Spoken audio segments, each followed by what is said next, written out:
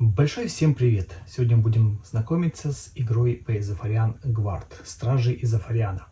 Это большая, очень большая игра, про которую я уже немножко рассказывал на канале, но с точки зрения коллекционера, а не с точки зрения игрока. Мы рассмотрели, как она у нас появилась, как добывалась и как она выглядит в своей огромной коробке. Мы 2 часа только распаковывали, по-моему. Ну, посмотрите, кто еще не видел и пропустил и интересуется. А вот сегодня мы начнем уже разбирать ее с точки зрения игрока и любителя настольных миров и настольных игр, книг. Потому что, по сути, это не просто настольная игра, это игра-книга, где очень большую часть игрового процесса занимает знакомство с новым, незнакомым миром, с фэнтезийным миром, но это не мир по каким-то книгам, там, не знаю, фильмам, еще готовым мирам. Это абсолютно авторский, выдуманный мир, сделанный специально для этой игры авторами.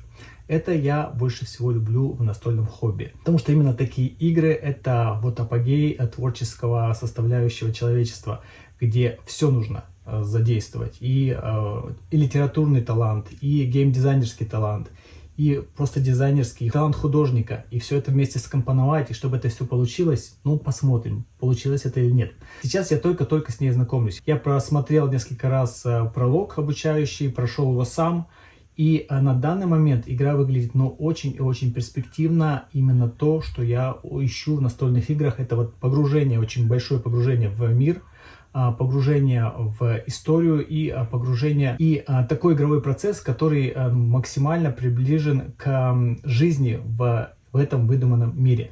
Здесь герои бродят, живут, добывают ресурсы, сражаются, встречаются с разными персонажами, восстанавливаются какие-то поселения, разгадывают загадки этого мира. То есть чисто предварительно игра прям настолько кажется привлекательной, что хочется ей посвятить достаточно много времени и очень хочется не разочароваться. Так что немножко даже завышенные ожидания, а это плохо обычно. Тем не менее, пока вот видится таким большим-большим серьезным гайзером, кто понимает, о чем речь. И в отличие от других видео, я хочу прямо в начале передать благодарность тем, кто поддерживает мой канал на Бусти. Сейчас пойдут титры, потому что в нашем очень маленьком и узком хобби вот такие громадные игры и такие длинные сериалы без поддержки сделать, ну, практически нереально. Чтобы разобраться с этой игрой, не говоря о том, что приобрести ее, понадобились десятки часов. Так что, если вы любите наше хобби, если вам нравится мой канал и то, что я делаю, рассмотрите возможность тоже присоединиться к этим замечательным людям и поддержать наш канал на Бусти. Там растет очень хорошее сообщество и огромное количество материалов, которые я делаю для любителей настольных игр и любителей вообще хобби, творческого хобби. На этом предисловии достаточно, мы начнем знакомиться с этой игрой. В этом видео будет подробный рассказ о правилах. Игра, сразу скажу, один из ее очень серьезных плюсов, это то, что, несмотря на огромную комплексность, она невероятно простая по игровому процессу, по крайней мере в начале, потому что это игра развивающаяся и механики как бы добавляются в процессе игры. Но самые начальные механики, с которыми вы начинаете, они просто невероятно простые, и в отличие от других игр подобного жанра, здесь я не испытывал никакого раздражения и напряга от изучения этих правил. Прочитал несколько раз, вроде бы все усвоил, постараюсь вам в этом видео передать базовые основы игры «Изофарианские гвардейцы». Добро пожаловать в Изофар. Это дикие земли, суровые в своей суровой красоте. Изофарианцы очень гордятся своей способностью процветать среди враждебной дикой природы и жестоких стихий своего горного дома. Жизнь членов Изофарианской гвардии никогда не бывает скучной. Итак, вы пытаетесь сохранить мир среди своих братьев-изофарианцев, и это на самом деле бесконечная работа, а также имеете дело с постоянными угрозами со стороны агрессивной империи Фалмунд на юге. То есть вот это Изофар, а здесь у нас начинается Фалмунд. Вот здесь граница даже видна. И мы в состоянии вражды находимся. Если перейти на сайт разработчиков, то там вы увидите все земли, выдуманные земли, как есть Средиземье. Вот здесь у них есть тоже земли, которые называются... Я вылетела из головы, но мы сейчас это прочитаем. Она состоит из больших кусочков. И вот Изофар — это вот эта часть этого большого острова в выдуманном мире. А также вы имеете дело с постоянными угрозами со стороны агрессивной империи Фалмунд на юге. Но теперь старая жизнь меняется. появляются новые силы, которые бросят вызов самим основам реальности. Вы будете руководить 8 разными гвардейцами Зафара на протяжении 5 переплетающихся кампаний, поскольку они имеют дело с силой, которая угрожает не только Зафару, а вообще всему миру и существованию всего мира. В игре Изофарианская гвардия вы будете путешествовать по городам и пустыням Зафара на прекрасно иллюстрированной карте мира, сражаться с врагами, используя уникальную настраиваемую боевую систему и использовать свой ум, чтобы найти выход из щекотливых ситуаций. По мере того, как вы будете заключать важные союзы, у вас будут появляться возможности для создания более мощного снаряжения, обретения новых способностей и познания своей судьбы, к которой вы были призваны. Это введение, о чем вообще игра. А теперь обзор самого игрового процесса и самой игры, чем мы здесь будем заниматься. Изофарианская гвардия — это одиночная или кооперативная приключенческая игра для одного или двух игроков. Очень редкое сочетание, но фактически, да, соло-игра. То есть даже если вы играете соло, вы будете играть за двух персонажей. Если в кооперативе, то вдвоем, один за одного, второй игрок за другого. Сейчас у нас только один, потому что в начале здесь очень простая обучающая кампания, где вы манипулируете всего лишь одним персонажем. Все персонажи в этой игре очень особенные, вот прям как герлоки. У каждого свои особенности, которых нет у других, свой подход к жизни в этом обществе. Если Григорий, например, это просто такой прямолинейный боевик, и у него способности соответствующие, то, например, его друг, который появится чуть позже, Алик, это алхимик, вернее, аптекарь. Он с разными веществами работает и очень по-хитрому манипулирует ими, чтобы побеждать врагов. Остальных еще не знаю, то есть даже Алика я еще не играл, потому что до него еще надо дойти. В общем, каждую из частей мы играем парочкой персонажей. В Изофарианской гвардии вы возглавляете группу гвардейцев из страны Зафар в мире Телиос. Да, весь этот мир называется Телиос, а Зафар — это вот одна маленькая часть. В совместной кампании, основанной на повествовании, полной приключений, сражений, исследований и выборов, когда вы путешествуете по различным областям Изофара. В этом путешествии вы познакомитесь с миром, с событиями внутри него, глазами каждого из членов гвардии в разное время. То есть мы играем от каждого, в зависимости от времени, мы смотрим на мир глазами того или иного персонажа. Это тоже здесь неплохо сделано. Есть 5 уникальных кампаний, в которые можно играть в одиночку или с партнером, и которые охватывают многочасовой игровой процесс. Каждая кампания будет иметь несколько ответвлений, которые сделают будущие повторы возможными и уникальными. В каждой кампании игроки будут управлять разными парами охранников, стражей, если не указано иное. Кампании необходимо проходить в последовательном порядке, начиная с кампании 1 и заканчивая кампанией 2. Здесь в игре есть книжки кампаний. Это большие такие увесистые книги. Вот кампания 1, их 5 таких книг. И в каждой разные пары стражей. И мы узнаем историю, вот постепенно открывая эти книжки. Весь игровой процесс завязан на вот этом текстовом сопровождении. Ну, мы сейчас с этим всем познакомимся. В первой кампании вы столкнетесь с обучением, с обучающей кампанией, которой вы будете управлять Григорием, капитаном стражи, вот этим товарищем. Вскоре после завершения обучения к Григорию присоединится еще один член стражи, после чего игроку станут доступны дополнительные возможности, такие как свобода передвижения и исследования открытого мира и путешествия в любое место по желанию. То есть только первая глава, это нам задано, что мы должны делать, чтобы просто научиться игровому процессу. Потом полная свобода. Абсолютная песочница. Бродите по миру, изучайте, что хотите, делайте, что хотите. Можно вообще забить на сюжетную линию и бродить по нему свободно.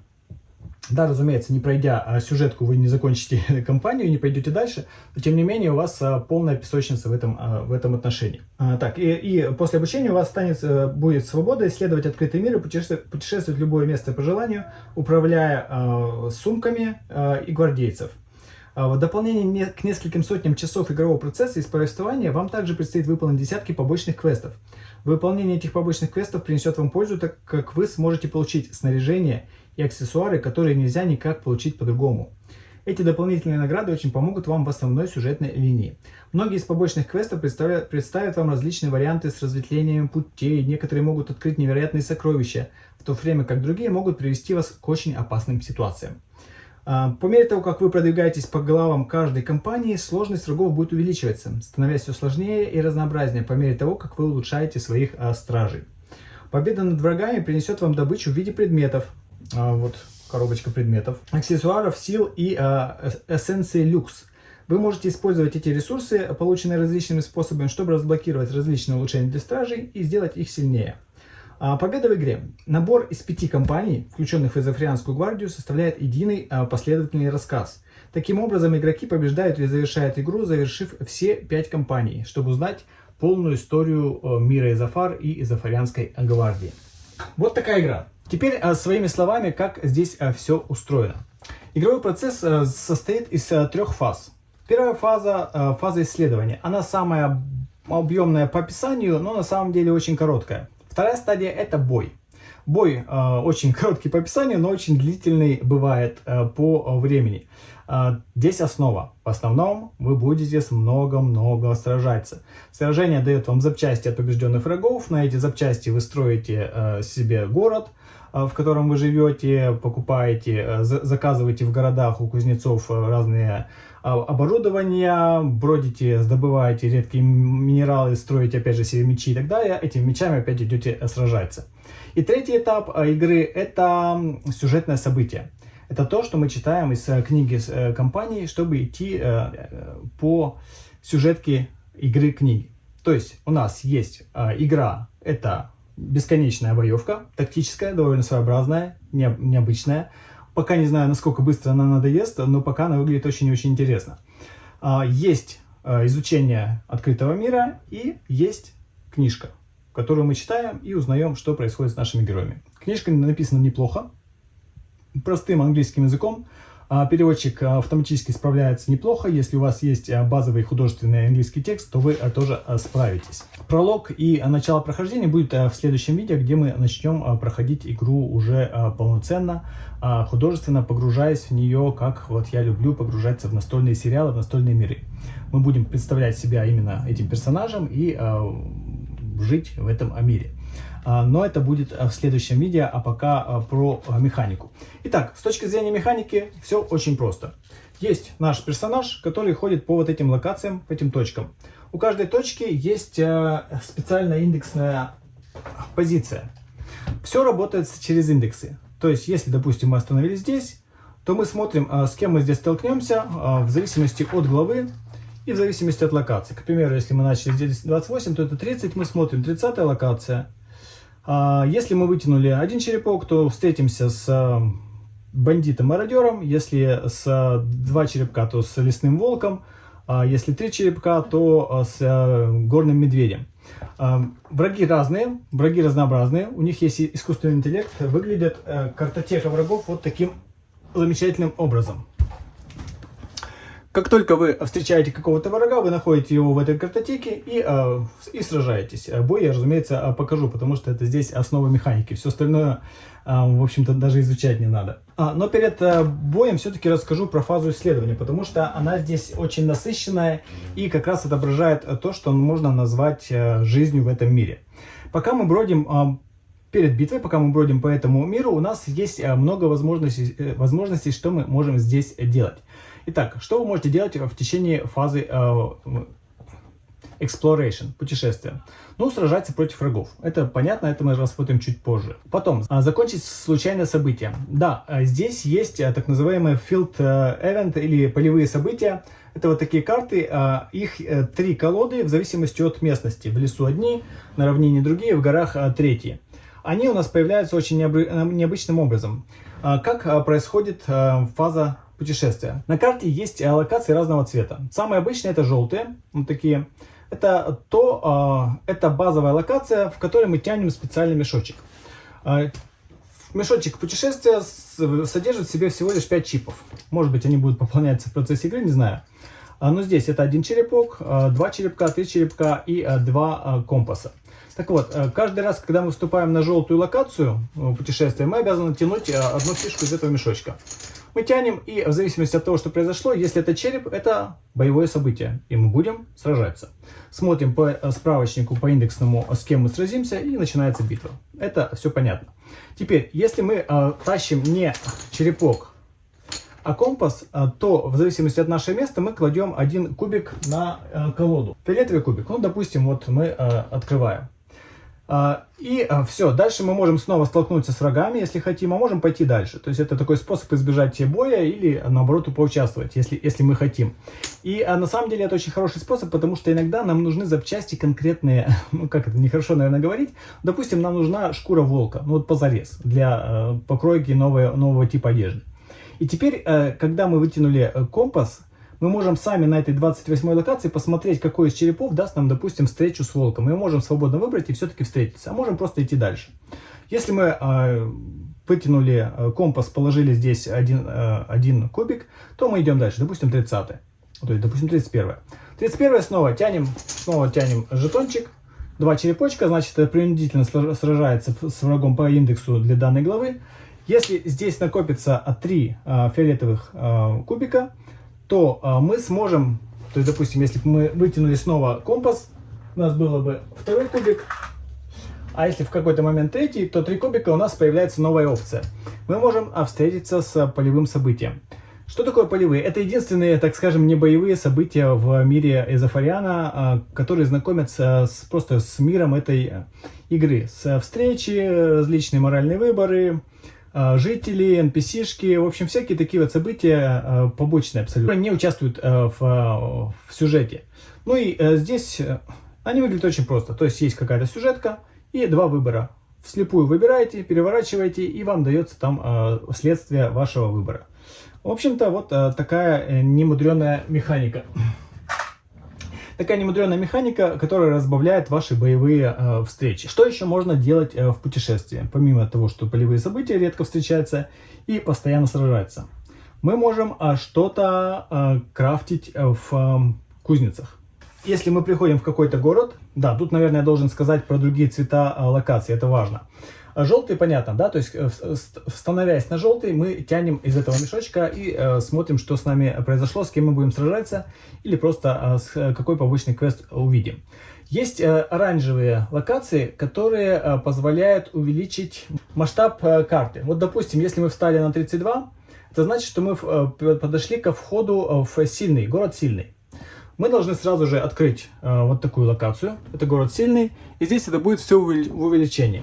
То есть мы оказываемся уже вот на этих воротах 32-32. И у нас открывается новая местность, поселение, где есть рынок, где есть гостиницы, где есть много разных локаций. Так вот, одно из занятий, которым мы можем заниматься в мире Эзофариана, это что-то себе покрафтить у кузнеца. Здесь, по-моему, его нету. А нет, вот такой значок. Вот такой значок означает, что мы можем сюда прийти. И зеленая локация, везде где зеленая, это не событие, это не битва, это не увеличение пространства, это как раз свободное, безопасное место. Зеленые локации это единственные безопасные места Эзофариана. Здесь не нужно сражаться, ну, как правило. Мы встречаемся с чем-то другим. Когда мы оказываемся у кузнеца, мы можем, опять же, перейти в индекс и смотреть, какой кузнец в каком городе что делает. Каждый кузнец в каждом городе, он индивидуален, он разные имеет навыки, способности, поэтому нельзя приготовить одну и ту же вещь в разных городах. То есть, вот, допустим, это у нас Сильный. Мы ищем Сильный город. Раздор. Скорее всего, он по алфавиту. Да, вот он Сильный. И ищем кузнеца. Вот этот значок. И кузнец, город Сильный. И мы смотрим, что он умеет ковать. И тут огромное количество всего. Есть и вот такая головная мантия из волка, шкуры вольфа. Как это сделать нужно? Во-первых, вы должны принести нужные материалы. К сожалению, сами кузнецы своего не делают, нужно все им приносить. После этого нужно заплатить самому кузнецу деньгами, то есть 10 монет. И тогда мы получаем этот предмет, соответственно, он дает нам дополнительные способности. Про это чуть позже, конечно, хотя, наверное, сразу сказать, как работают предметы. Да, чуть попозже скажу. Так вот, у кузнеца также можно выковать и мечи. Ну, здесь нужен сам меч, нужен дополнительная руда железа, нужна сосна или что это, видимо, для ручки. но и опять же заплатить за то, чтобы тебе его сковали. То есть вот это справочник кузнецов во всех городах нашего Изофара. В путешествии мы можем ковать себе какие-то предметы. Чем еще можно заниматься на фазе exploration? Посетить гостиницы. Вот такой костер, это гостиница. Здесь у нас какой-то Ravensback Inn, это гостиница. В гостинице можно подлечиться, восстановить всю жизнь, и можно сделать, так скажем, точку сохранения. То есть если мы здесь поселимся, то когда нас убьют, то мы вернемся в эту точку, последнюю точку, где мы отдыхали. То есть, чтобы официально сохраниться в этой игре, нужно прийти в гостиницу. Так, в гостинице также можно находить побочные квесты, так называемый bounty quest. Они намного сложнее, чем обычные, которые вы встречи, но за них даются очень серьезные награды. Точно так же это все смотрится в индексе, то есть, допустим, если мы смотрим город сильный, смотрим особенности ее гостиницы. В каждом городе, а тут их довольно много, своя гостиница со своими особенностями. Так, смотрим у нас. Вот она, гостиница Ravensback Inn для сильного. Здесь написано, сколько нужно заплатить, чтобы в нее вселиться. И дальше у нас есть возможности поучаствовать в Bounty Quest в зависимости от компании. На компании 1 это можно вот Into the Vault Den, вскрыть, не знаю, пещеру, волчью пещеру. И показываются, какие будут цели и какая будет награда. То есть, допустим, звездочки это сила врагов, то есть однозвездочные, самые простые, там и чем больше звездочек, тем сложнее. Все побочные баунти-квесты, они одноразовые. То есть, как только вы его прошли, вы отмечаете здесь галочкой, и второй раз его нельзя проходить. Но если не прошли, то можете еще раз попытаться. Они, еще раз скажу, сложнее, чем обычные путевые встречи. Если мы в пути обычно там 1-2 врага, то здесь мы видим 4 врага, причем 2- и 3-уровневого. Это нужно очень хорошо подготовиться, чтобы такой квест взять. Причем тут еще есть отдельное условие, что все враги плюс 2 атаки имеют и так далее. Но мы сразу видим награду, то есть 25 монет и 1 говорящий камень. А говорящие камни это, конечно, основа этой игры, про который надо сказать чуть попозже. То есть, чтобы заработать эти волшебные говорящие камни, один из способов, который я вот прямо сейчас вижу, это участвовать в побочных квестах. Не знаю, насколько они выпадают вообще в обычном путешествии. Так, а что есть еще, кроме гостиниц? Есть рынок, вот такой рынок, квадратная рыночная площадь, на котором можно что-то покупать. Мы можем тоже посмотреть, у нас вот оно рынок. В сильном, например, только 6 продукций можно купить. Себе купить напиточек для излечения за 5 монет, лечит на 5 жизней. Можно палаточку. А палатка это возможность сохраниться не в гостинице, а в любом месте. Просто поставил палатку и там восстановишься, если вдруг помрешь. Можно также купить перышки, шкуры и тому подобное. Да, каждую из этих продуктов также и покупают, но, к сожалению, в 2 раза дешевле. То есть, допустим, если вы перышек где-то набили в процессе игры, то их можно продать вон за 30, а вот купить за 60. Тут написано, для чего они нужны. Используется в крафтинге, это для лечения, а это для того, чтобы создать точку сохранения.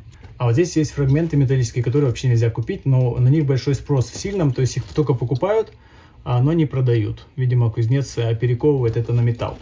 Так, с этим понятно, это рынок, в каждом городе он свой. Что можно еще делать в exploration, в фазе exploration? Это настраивать своего стража. И тут, конечно, очень большая часть игры, что из представляют себя стражи. Каждый страж имеет 2 планшета, базовый и способностей. На базовом есть показатели героя, жизнь, сила атаки, сила защиты. 4 ячейки экипированного оборудования, плюс 4 ячейки рюкзачка, плюс очки действия. Самое интересное это вот эти 4 места, которыми он может оперировать в бою. Это оружие, это броня, это какой-то из предметов и какой-то аксессуар. Вначале у нас дается базовый меч капитана, туника и напиток на 5 одноразовых. Предметы обычно одноразовые. Когда мы сталкиваемся в бою, мы не можем использовать то, что лежит в рюкзаке, то есть то, что экипировали, то используем. Поэтому один из элементов Exploration — это настройка своего персонажа. То есть перед тем, как вы вступили в бой, вы можете в фазе Exploration именно переставлять из рюкзака и обратно разные предметы, настраивая своего персонажа.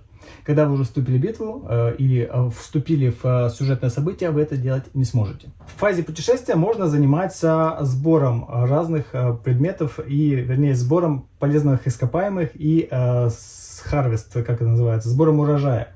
Можно вот на таких зеленых местах здесь добывать какой-то минерал. В каких-то местах можно косить траву, рубить дрова и так далее. То есть какие-то материалы, которые вы накапливаете, и потом на них заказываете либо продукты, либо продаете их, либо еще что-то делаете. То есть можно на этих местах, локациях добывать что-то полезное для себя. Что еще можно делать в фазе Exploration? Начинать побочные квесты. Тут по ходу игры, помимо основного квеста, который будет отображаться вот такой книжечкой, то есть, допустим, если у нас есть какая-то сюжетка, нам говорят, что нужно пойти туда, чтобы продолжить вашу историю. И появляется на локации, допустим, вот такая книжечка. Придя сюда, мы как раз запускаем третий этап игры, сюжетное событие. Но помимо этого есть побочные квесты, которые отображаются такими свитками. Вы их можете выполнять, можете нет. Можно дойти до него и что-то интересное узнать об этом мире помимо основного сюжетной истории. И кроме этого есть еще один вид квестов побочных. Это караванный квест, который не знаю, чем отличается от всех остальных, но тем не менее он есть. Это все 10 вещей, которые вы можете делать в фазе Exploration, в фазе исследования мира. Теперь давайте поговорим о том, что мы делаем во второй фазе, которая в основном заключается именно в боевой системе. Каждый раз, когда мы сталкиваемся с тем или иным врагом, начинается битва. Чтобы понять эту основу механики, так скажем, я покажу вам как минимум одну простую битву, и может быть, если увижу, что этого будет недостаточно, покажу еще сложную битву. Вначале они все достаточно примитивные, и когда я только знакомился с этой игрой, я просто удивился, где в чем интерес. И действительно, поначалу она кажется очень простой, но потенциально она развивается, усложняется в зависимости от того, с кем вы встречаетесь, какой у вас компаньон, какая стадия битвы, какие враги и так далее. И битва становится все более тактической, все более сложной и интересной. Итак, представьте, что мы идем по миру. Ну, к примеру, давайте я не буду здесь, потому что здесь мы начнем как раз основное свое прохождение, чтобы локации эти не видеть. Любое место, допустим, куда-нибудь там, не знаю, в горах там, или на равнинах, куда-нибудь вдаль зайдем. И, к примеру, мы идем и смотрим здесь. 61, да? 61 мы, к примеру, тянем один черепочек и смотрим. У нас первая глава, 61 точка, это будет Planestrider. Кто такой Planestrider? Ну, это однозвездный, он должен быть несложный, поэтому сейчас быстренько его завалим, и вы посмотрите основы механики. Обратите внимание, что некоторые из врагов красным цветом. Красный цвет — это засада. То есть мы попадаем в засаду, и отличие обычного боя от засадного в том, что при засаде вы не можете из него отступить. Здесь можно из боев отступать, если вы видите, что слишком сложно, отдельная механика. Но если враг с красным, то есть в засаде, то отступить вы не можете. Ну и вторая особенность, если враг из засады, то он ходит первым. Во всех остальных случаях стражи ходят первыми. Итак, мы вытянули черепок, он сразу же возвращается обратно в этот мешочек, и мы берем мешочек нашего Григория. Как определяется, что в нем есть? Вся механика здесь завязана на способностях и на чипах, которыми мы активируем способности. Количество чипов в мешочке гвардейца зависит от его оборудования. Что у нас сейчас есть? У нас есть базовые чипы, которые зависят от того, что на нем надето. Итак, на нем у него есть меч. Меч означает, что мы имеем способность, это только для Григория. И вот такая черная точка в конце означает, что мы можем добавить туда кристалл. Что такое кристалл? Это очень важная сюжетная составляющая. Я не буду сейчас это описывать. Когда мы будем играть, вы все это услышите неоднократно. Кристаллы или камни — это такая сущность этого мира, какой-то внеземной, не знаю, божественный разум или небожественный, демонический, неизвестно какой пока. Так вот, в них сконцентрирована огромная сила. Если мы добавляем эти кристаллы к какому-то оборудованию, оно становится намного сильнее. В данном случае, если мы добавили вот этот гранат к нашему мечу, а здесь есть одна локация для вставления камня, то мы добавили чип двойной силы. То есть, добавив вот эту карту к мечу, мы просто добавили свой мешочек базовый, вот этот сильный чип с двумя атаками. Так, базовые способности нашего персонажа — это два чипа щитов и три чипа одиночной атаки. Вот этот как раз дается камнем. Итак, у нас вот такой базовый стартовый мешочек. Кроме этого, у нас есть два очка действия, есть напиточек, видно, что это предмет, то есть он одноразовый, выпили и скинули. И есть защитная туника, которая тоже можно при желании и при наличии украсить каким-то камнем. Теперь, этот камень у нас также отображается на другом планшете. Здесь у нас есть способности персонажа, они у каждого особенные. И у нашего гвардейца есть способность страж, есть способность финт и способность атака. Все эти способности активируются как раз чипами из мешочка, и здесь указана плата за того, чтобы активировать данную способность. В данном случае мы должны активировать, положить на него чип и одно очко действия. Тогда сработает то, что написано снизу. Кроме того, если на карточке есть вот такой значок переворота, это означает, что после активации primary, то есть основная сторона, становится вторичной, то есть secondary. И свойство меняется. И это добавляет очень интересный слой тактики, потому что каждое действие дает следствие действия. То есть, допустим, если мы здесь сработали как страж, то есть закрыли щитом, то в следующий раз мы уже как бы закрылись им особенным образом, и оно уже дает свое свойство, но и стоит дороже. То есть уже два щита, чтобы его активировать. Снова активировали, снова перевернется. Или финт, например, если мы активировали, здесь нужный меч и щит, и одно очко действия, то на втором уровне у нас появляется способность preparation, то есть подготовка. И чтобы его активировать, нужно уже два очка действия, оно более сильное, но и свойство оно дает то, что мы добавляем определенные чипы в наш мешочек. Так, надеюсь, не очень запутанно, но сейчас поясню, для чего все это нужно. Может быть, есть смысл начать битву, чтобы показать вам на примере, как это работает. Но сначала еще раз про камни. Если у нас есть какой-то камень, а у Григория по умолчанию, там по сюжетке он получает в самом начале своего путешествия как раз вот этот волшебный камень, который разговаривает с ним, он получает его способность. В данном случае это кросс-слэш, то есть перекрестная атака. Камни, в отличие от способности, срабатывают с некоторым лагом, то есть мы его активируем, после чего он становится неактивен какое-то время, перезаряжается, и потом снова можем активировать. В данном случае свойство очень простое, мы можем атаковать всех врагов на свои усилия +1. Наша способность атаки 3, то есть в данном случае мы камнем можем на 4 удара сделать. Теперь, как происходит битва? Мы уже выбрали врага, то есть мы в 61 локации, один черепок, у нас будет равнинный страйдер в одной ячейке. У каждого врага написано, в какой он ячейке. Ячейка врагов формируется сеткой. Сетка выглядит как 4 вот таких, как вы видите, у нас проблема немножко с местом. 1, 2, 3, 4. Почему это важно и почему указано, где находится враг? Потому что это как бы два ряда. Второй ряд нам недоступен по умолчанию. Пока мы не убили первый и второй ряд, третий, четвертый недоступен. Ну, кроме там лучников и так далее, какие-то дальние способности. Поэтому здесь указана именно какая локация. Да, в данном случае у нас всего лишь одна сетка, то есть вот он у нас первый будет враг. Это локация 1, то есть мы сможем с ним в ближнем бою сражаться.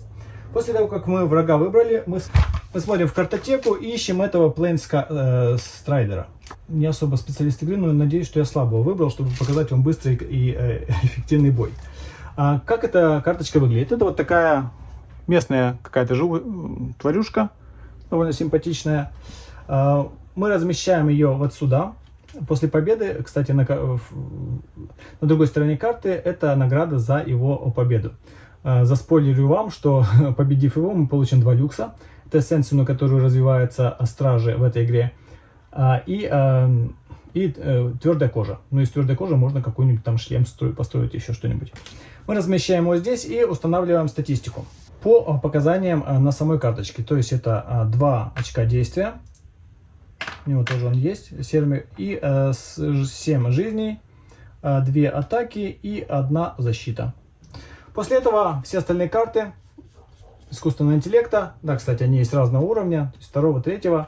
Для интереса можно посмотреть, как растет сила, то есть и жизнь растет, и атаки. То есть у 3-го 3-звездочного Плейнстрайдера уже 4 атаки будет и 13 жизней. Так, это убирается опять же в эту картотеку, а карточки искусственного интеллекта перемешиваются и размещаются вот сюда. Мы готовы к бою. Это, наверное, единственная сложная, относительно сложная вещь, но по сравнению с боевками рыцаря-мага, там, и клинка и колдовства и тому подобного, и Тони Бонса, это очень простая боевка, но довольно умная. Сейчас вы это, я надеюсь, увидите. Бой заключается в последовательности, какой последовательности действий. Это старт, это раунд, боевой раунд. Обычно мы всегда начинаем с хода гвардейца, стражей, но так как сейчас мы в засаде, у нас начинается ход врага. И в чем он заключается? Первое, мы скидываем все чипы уклонения и синие кубы. Ну, это кубы, которые усиливают разные характеристики, то есть с прошлого хода очищается. Потом активируется враг из слота 1. Ну, у нас так как один слот, то он только и активируется. Следующее действие, вы должны взять карту искусственного интеллекта и отработать ее сверху вниз. Разрешить все действия искусственной карточки искусственного интеллекта, а потом активировать последовательно все слоты другие. Повторите это действие для всех врагов. Затем обновите очки действия. Итак, мы просто тянем карточку, как она устроена. У каждого абсолютно разное поведение, и, насколько я уже мог видеть, довольно разнообразное. Хотя, как я сказал, я еще очень недалеко ушел в этой игре. Вообще, можно сказать, только закончил обучение. Карта искусственного интеллекта заключается в том, что перечислены через вот такую беленькую полоску все действия, которые он совершает сверху вниз. В данном случае мы выбираем цель.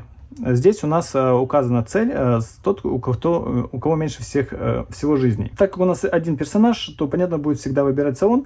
Если мы играем, как обычно в этой игре, мы играем всегда вдвоем, кроме обучающего первого сценария, то выбирается по приоритету. Если равенство, то в зависимости от чипа агро. Чип агрессии — это такой своеобразный чип, который кладется на стража, который атаковал последнего врага. То есть, он мстит тому, кто на него атаковал последний раз. Чисто по сюжетке. Но в данном случае это все не актуально, потому что у нас всегда будет выбираться Григорий. Дальше у нас цель атаки. Первые его действия, они все здесь имеют название, и это довольно классно представлять, когда вы механику освоите. Здесь очень быстрый удар, то есть оно резко напал. Что для этого нужно? Он тратит очко действия. Потратили очко действия. Теперь его атака усиливается на 2. Его атака, мы смотрим, что это 2, плюс 2 отсюда, это 4. 4 проходит по нашему Григорию, у него щита на 2. 4 минус 2 это 2. То есть 2 жизни нам раз, 2. Сразу же нам покусали до 18.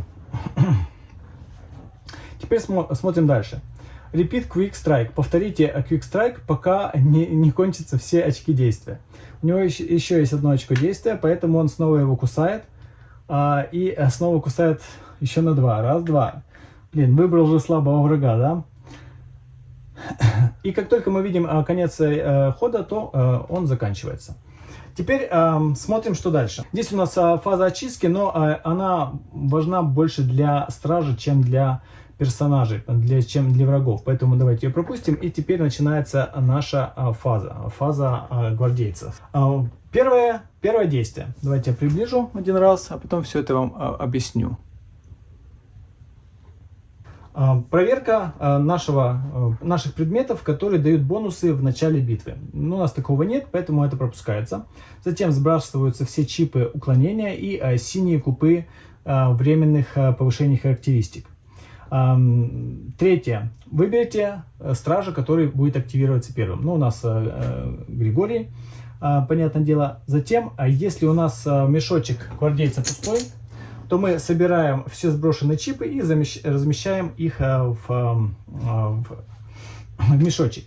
Если он не пустой, но мы хотим его пополнить истраченными чипами, мы должны заплатить одну жизнь, и тогда сможем туда заложить чипы. Если мы тянем чипы и там пусто, то мы прекращаем свое вытягивание, и, соответственно, это довольно неприятно бывает. Потому что чем больше чипов мы вытянем, тем больше у нас возможностей что-то сделать.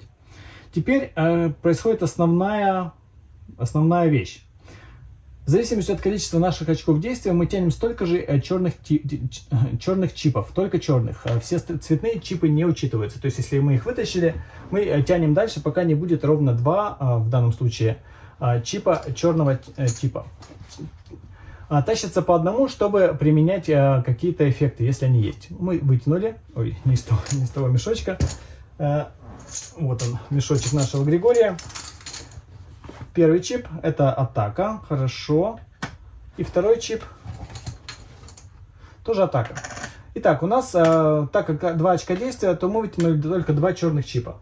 Теперь, начиная с этого хода, мы можем использовать эти чипы для следующих вещей. Первое — это активировать способности гвардейца. Способности гвардейца — это как раз вот эти карточки. Второе, что мы можем сделать, это использовать способности говорящих камней. Это, ну, вот данный камень, например. Кроме этого, мы можем выполнить стандартную атаку, которая дает нам базовое оружие. Обратите внимание, что здесь у нас есть изображение чипа атаки, то есть мы можем просто активировать этот меч, истратив на него чип атаки. Он дает просто стандартную атаку плюс 0 модификатор. Четвертое, что мы можем сделать, это активировать какой-то из аксессуаров, который у нас экипирован. Не здесь, а вот именно здесь. И использовать какое-то оборудование, если бы оно здесь было. Ну и дальше активируются последовательно все участвующие гвардейцы. У нас один, поэтому мы можем сейчас прямо продемонстрировать эту 6-ю фазу. Так, что мы можем сделать с этим товарищем? Давайте смотреть. У нас 2 атаки вышло. Мы можем активировать натиск, атаку, и потратить 1 очко действия на это, и чип. Теперь, это мы не можем выполнить, потому что здесь нужен чип щита, а здесь и того, и другого. Да, кстати, по правилам мы можем всегда заменить чип какого-то типа 2 чипами другого. Ну, то есть, допустим, если бы у меня было 2 меча, я мог бы, например, использовать их как активацию, вернее, 2 меча как 1 щит, и 2 щита как 1 меч. Но это жалко тратить, да. Ну, и на самом деле я немножко испугался этого зверя, он меня так сильно покусал, поэтому давайте я использую эти 2 меча для активации защиты. 1 очко действия и 2 меча как щит. Что оно дает? Мы смотрим на характеристики данного свойства. Когда мы активируем эту способность, мы получаем плюс 1 к защите. И здесь срабатывают как раз вот эти голубые кубы, которые добавляют нам плюс 1 защиту на этот раунд. Отражается это вот таким образом. То есть сейчас у нас вместо 2 защит 3. Пока вот это активно. То есть пока на нем лежат чипы, это активно.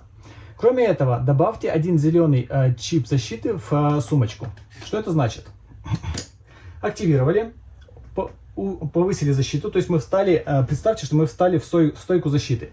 На нас напал вот этот кусачий товарищ, покусал, мы сразу же первым делом заблокировали это щитом. Все чипы хранятся вот в таких 2 емкостях, их много, очень много разных. Но не подавляюще много, так что выучить их можно за пару сессий, я думаю. Итак, мы получили благодаря этой способности зеленый чип щита. Зеленые — это чипы временные, то есть как только они у нас лежат в мешочке, пока мы их не использовали. Если их мы вытащили, они свое отработали, они уходят из игры. То есть это временный блок мы сделали. Вернее, он сделается, когда мы его вытащим. Все, замешали. Все, мы отработали свое дело, но, конечно, нужно воспользоваться и нашим волшебным камнем. Почему нет? Потому что я активирую свой камень. Атака по всем врагам на плюс 1 к атаке. У нас 3 плюс 1 это 4. 4 атаки, у него защита 1. Соответственно, трик проходит. 1, 2, 3. Да, кстати, эти восстанавливаются, кстати. Но теперь у нас камень будет какое-то время не активен. Но вы заценили, какой он сильный. Мы ему чуть ли не полжизни сразу снесли. Теперь мы отработали наши действия. И что у нас происходит? Дальше активируйте всех остальных гвардейцев, у нас их нету. Затем восстановите все активные точки, активные действия. Мы, кстати, один даже не потратили. И черные, и зеленые восстанавливаются. Да, здесь можно в процессе битвы получать и зеленые, которые тоже временно исчезают. Затем поместите чипа агро на гвардейца, который атаковал последним. Но у нас будет всегда Григорий. Теперь начинается ход врага. То есть у него был стартовый из-за того, что мы были в засаде. Сейчас он повторяет то же самое. Что у нас есть? Мы просто тянем. Если бы у нас были здесь синие какие-то временные вещи, сейчас бы мы их убрали. То есть, допустим, вот в начале следующего хода мы уберем вот этот голубой куб. То есть в чем смысл вот этих первых? Сбросьте все чипы уклонения и синие кубы. У нас пока он действует, то есть до нашего хода не дошел, мы его скинем в начале своего следующего хода. Сейчас, пока он активируется, мы имеем дополнительную защиту, потому что наше свойство Гвард, оно активно. Обратите внимание, здесь последовательность действий очень важна. То есть здесь ничего не скидывается, поэтому мы просто тянем карту искусственного интеллекта и смотрим, что у нас здесь он опять удумал. Да, кстати, он относится к стихии огня, тут у каждого персонажа это есть, наверное, это как-то отрабатывает, но пока не знаю. А здесь выбирается цель, опять же, ну, так как мы одни, я ее буду пропускать пока. Цель атаки. Если Blind Strider имеет чип уклонения, а у него нету, видимо, какие-то из карт накидывают возможность уклоняться, а он очень такой быстрый.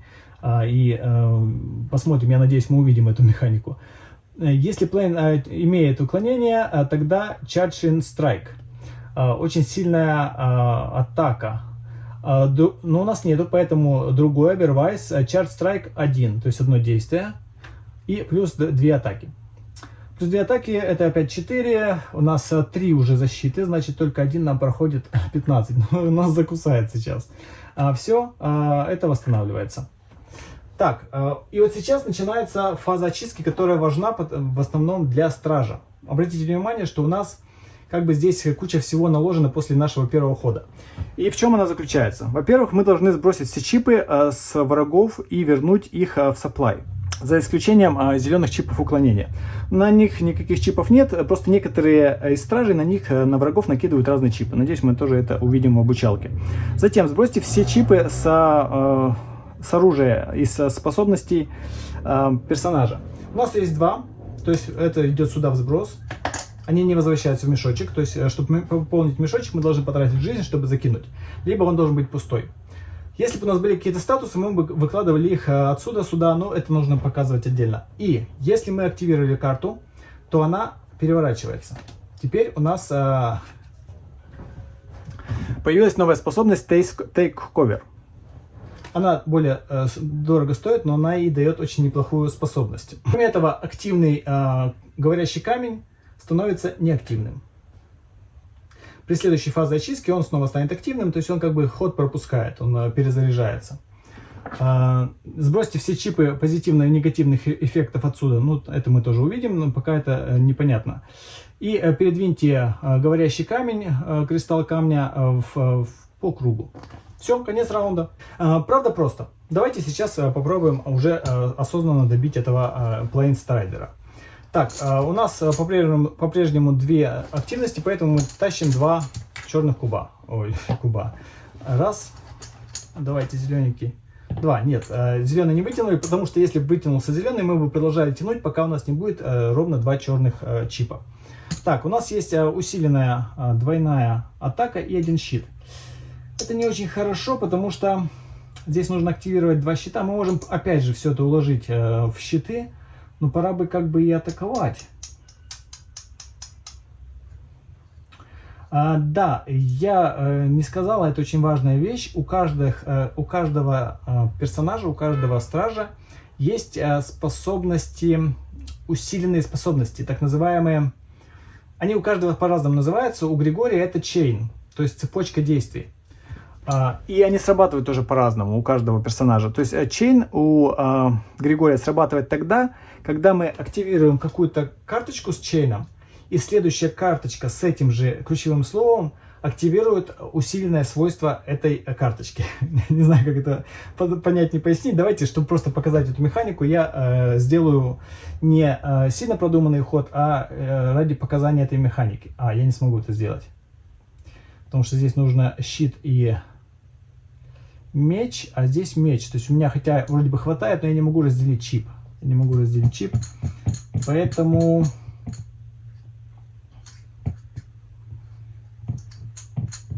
давайте покажу, как можно накидывать на врага нехорошие чипы. Я попробую свой финт, то есть мечом вот так вот отбиться.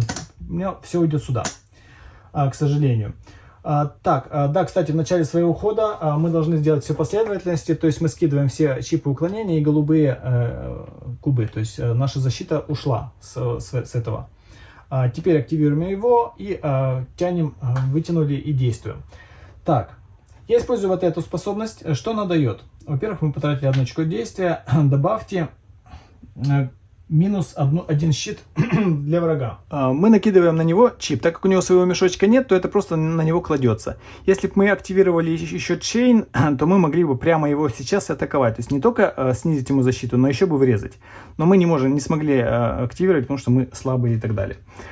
И у нас неправильные чипы вышли. Не те, точнее.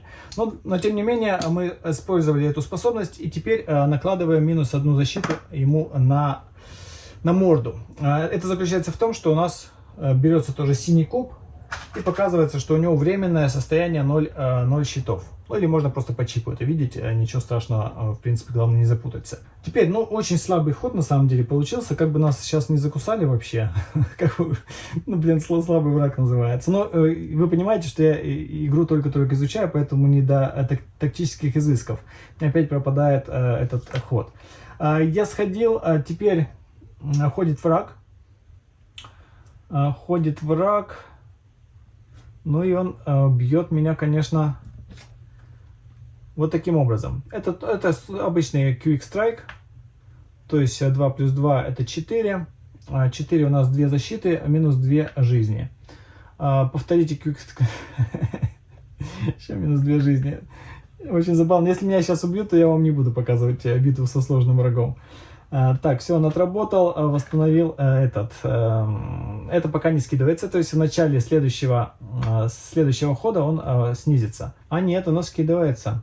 То есть во время хода оно скидывается состояние. То есть мы его могли, в момент, когда мы на него нанесли вот это уменьшение, могли мы его и проатаковать. А так это получается вообще бесполезный ход.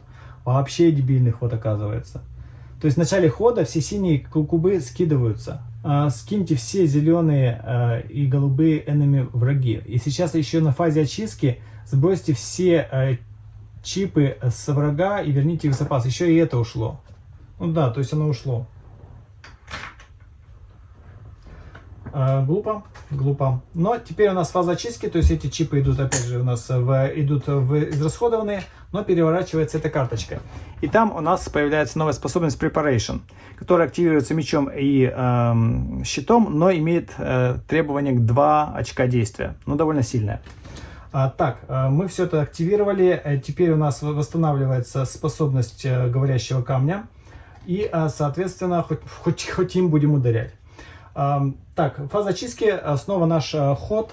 И что мы можем сделать? У него осталось всего 4 жизни. Мы, получается, вообще своими способностями не особо пользуемся. Давайте пробуем. Меч, щит. Да что ж такое? Где зеленый, который я закладывал? Меч и щит, давайте я вот это использую, Preparation. То есть как раз у нас меч и щит и 2 очка действия. Тут написано: добавьте 1 зеленый усилитель в сумку. Сумку нашего стража. То есть это зеленый чип, который добавляет плюс 1 атаку. Добавили. Теперь мы, кстати, можем в любой момент смотреть, что у нас там есть для решения, добавлять в следующий раз или не добавлять. У нас там щит зеленый и это. То есть, в принципе, надо будет потом активировать. Так, снова чейн не срабатывает, потому что я не могу активировать еще какой-то, не хватает действий. Но зато у меня появилась возможность активировать снова камень. А это у нас 3 плюс 1, это 4 урона, 3 ему проходит. Раз, два, 3, всего лишь 1 жизнь. Все, нам осталось только добить его. Теперь ходит снова враг. Tail Lash. Вот надо переводить эти слова, потому что... это Tail Lash, это, наверное, удар хвостом. 1 очко действия плюс 1 удар. У него 2, то есть это 3 урона. 3 урона, соответственно, у нас 2 защиты, это 1 нам прошло. Дальше, истощите одно очко действия с цели. И у нас одно очко действия, вот почему их нужно восстанавливать после своего хода, потому что их может истощать враг. То есть на следующий ход у нас всего лишь одно очко действия. Конец хода. Так, фаза очистки. Это идет сброс.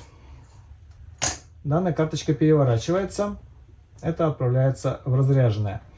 Так, ну что, если сейчас мы будем тащить, мы вытащим 2 зеленых, и на этом закончится. Поэтому я трачу одну жизнь до 9.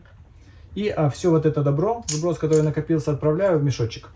Если бы он был в мешочек, это было бы бесплатно, но так как у нас там не пустой мешочек, то мы должны были потратить жизнь. Хотя на самом деле можно было это не делать. Но раз уж сделал, то сделал. Теперь наш ход. Мы тянем только один чип, потому что у нас только одно действие, так как хвостом нас сбили с ног в прошлом ходу. Все, один чип. Но нам на самом деле хватит. Нам хватит, потому что чип я активирую свою способность. Это 3 урона, 1 защита, 2 проходит, раз, 2 есть. Все, сбили. После того, как мы победили, происходят следующие вещи. Да, кстати, можно отступить. Здесь показана последовательность отступления. То есть нюансы, надеюсь, когда мы будем это делать, а надеюсь, не будем, я все это расскажу подробно. Но в базовом обучении не будем нюансы делать. Если мы побеждены, тоже происходит очень неприятных много вещей. Мы идем на точку сохранения, теряем все шмотки, теряем все деньги, все люксы, все теряем. Нет, деньги теряем, а люкс не теряем. Так, а вот полезные всякие вещи очень даже хорошо теряем. А вот если мы победили, то мы возвращаем все чипы врагов. И обратите внимание, что те зеленые чипы, которые мы заработали, они в мешочке-то остались. Мы их не убираем в конце битвы. В следующей битве эти зеленые чипы у нас останутся. И это довольно неплохо. Итак, в конце битвы возвратите все чипы на планшете врага в supply. Соберите награды с побежденных врагов. С этого мы берем 2 люкса, мы отмечаем на вот этих бегунгах. Я их, кстати, укрепил. Кто на распаковке смотрел, они крутились прямо как вентиляторы. Я туда вклеил изоленты, и теперь они хорошо держатся. Но можно, в принципе, решить эту проблему и любым другим способом. То есть можно денежки из другой игры или еще что-то взять. Так, побежденные. Дальше верните карточки искусственного интеллекта назад в каталог. Что у нас тут, кстати? Вот все уклонения. Здесь у него есть интересная фишка уклонения. Зря жалко, она не вышла. А то бы показал, как это работает. Ну, ничего. Принцип вам главное понять. Битвы в прохождении насмотритесь кучу всяких вариантов. Так, все это убирается обратно в картотеку. Интересная местная живность. Видимо, динозавры не до конца вымерли в этом мире. Верните все черные и фиолетовые чипы на гвардейских планшетах в мешочек. То есть все, что если у нас здесь было бы, мы должны вернуть обратно в мешочек. Зеленые сбрасываются, да, зеленые одноразовые. Верните зеленые и красные чипы на досках обратно в supply. Верните зеленые API-кубы, то есть кубы действий, верните в supply. Переверните все гвардейские карты на primary site. То есть мы должны вернуть их на P, сверху, чтобы было P. Передвиньте все камни, говорящих камней в активную зону. Все, мы закончили свою первую битву. Сделаем паузу, подумайте, как это для вас выглядит, насколько это интересно. Обратите внимание, что это абсолютно базовая битва. Голова персонажа, который вот со стартовыми шмотками, со стартовыми способностями. Ну и первый произвольный какой-то попавшийся враг. Еще обратите внимание, что жизнь не восстанавливается. То есть, несмотря на то, что враги могут быть слабые, они все равно потихоньку кусают. И следующая встреча, если снова будет битва, и снова, допустим, с тем же Плайнстайдером, он вполне может и закусать. Так как у нас осталось только 9 жизней. Да, можно выпить напиточек и восстановить 5, но не напасешься напитка. Они стоят денег все-таки на рынке. Так что это важный момент, что периодически нужно будет лечиться, периодически нужно будет куда-то ходить, так как битвы, какие бы слабые они ни были, они будут потихоньку откусывать вашу жизнь. Ну и прокачка заключается в том, что в процессе, выбивая врагов и приключаясь в мире, вы накапливаете много разных запчастей, из них куете дополнительное оружие, но также вы получаете особые способности для персонажей. И это тоже есть в индексной книге, где в конце есть у каждого персонажа ветка развития. И это тоже очень интересная вещь, которая сделана весьма и весьма продуманно. Вот наш Григорий. Мы можем отмечать галочками в зависимости от того, что мы можем заплатить в люксе. То есть развитие здесь за люкс. За деньги вы покупаете шмотки, за люкс вы развиваете свои способности. Причем вы не можете сильно прокачаться. И здесь это классно сделано, потому что это очень большая проблема подобных игр. Когда вы перекачиваетесь и вам становится просто неинтересно. Здесь, пока вы не перейдете во вторую главу, вы просто не можете идти дальше способности первой главы. У каждой способности показано количество точек. Это глава приключения. То есть, допустим, в первой главе вы можете только открыть вот эти чипы и вот эти чипы. Ну и вот этот чип. То есть развитие заключается в том, что вы добавляете в свою сумку или на свой планшет какие-то дополнительные способности. Если нарисован чип, то это просто новый чип закидывается в вашу сумочку. Если появляется вот такой значок с надписью, это новая способность для планшета. И, конечно, это, наверное, самое интересное в данном игровом развитии, потому что это дает вам новые способности для тактических боев. Но вы не можете пойти, вот, допустим, тот же Григорий, он до второй главы он не может получить вообще никаких дополнительных способностей. То есть он будет работать своим гвардейцем, своим финтом и своей атакой. Также мы можем получать дополнительные говорящие камни в зависимости от развития, но это тоже со второй главы. На первой главе мы имеем только вот кросс-слэш, перекрестный удар.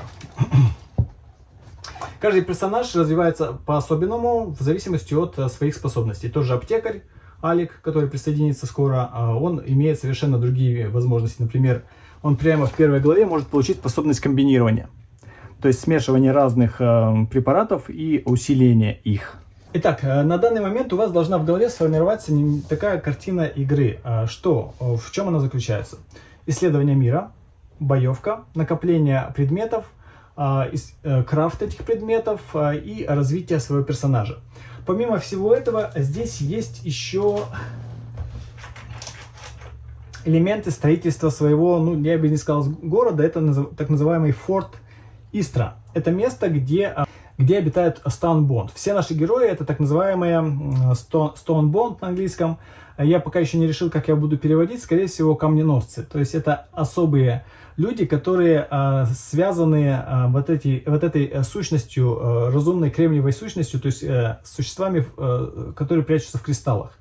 Эти кристаллы, когда человек связывается с этим кристаллом, он начинает ему диктовать свою волю голосом, но при этом дает какую-то особую силу. Так вот, все наши герои это камненосцы, так называемые, Стоунбонд. Так вот, для них есть какое-то особое волшебное место, Форт Истра, в которое они при гибели возвращаются и смогут там набрать снова здоровья, шмоток и снова путешествовать по этому миру. Так что помимо развития героя, путешествия мира и истории, мы еще развиваем Форт Истру, который нужно долго и упорно отстраивать, чем мы, наверное, будем заниматься в первой и остальных главах. Форт Истра это такой планшет, вот это все убирается, то есть он у нас полностью разрушенный, оказывается, и за ресурсы, которые мы собираем в мире, мы сможем потихоньку его отстроить. Каждое это здание дает дополнительные способности. Пока не знаю какие, то есть это уже, думаю, дальняя часть развития игры. Да, я вам показал, наверное, все, кроме самого, наверное, важного. Самой книги, то есть третьей фазы. Две фазы мы посмотрели. Путешествие по миру, все, что мы можем там делать, я вам рассказал. Потом боевка, это я вам показал. И третья часть, так называемая фаза истории. То есть после битвы у нас вот третья часть, это нарратив фаза. Она случается тогда, когда мы наступаем на жетончик с историей. То есть сюжетная история, она заключается в отдельной книжке. И рассказывает нам, что происходит. Вот, к примеру, у нас тут пролог. И после этого рассказывает, как настроить стража и куда что положить. И у нас здесь в начале истории говорится, что вот разместите нарративный чип, то есть чип истории на локацию 32. Мы начинаем по истории на 28 локации, то есть вот наша история начинается здесь, а наше продолжение истории на 32. Размещаем на 32, и значит, что мы путешествуем, здесь у нас все происходит, и когда мы доходим до этой локации, то у нас происходит не столкновение с врагами или какими-то вещами, у нас происходит именно вот историческое событие, то есть повествовательное событие. Мы открываем соответствующую главу и начинаем читать, что с нами происходит в этой локации.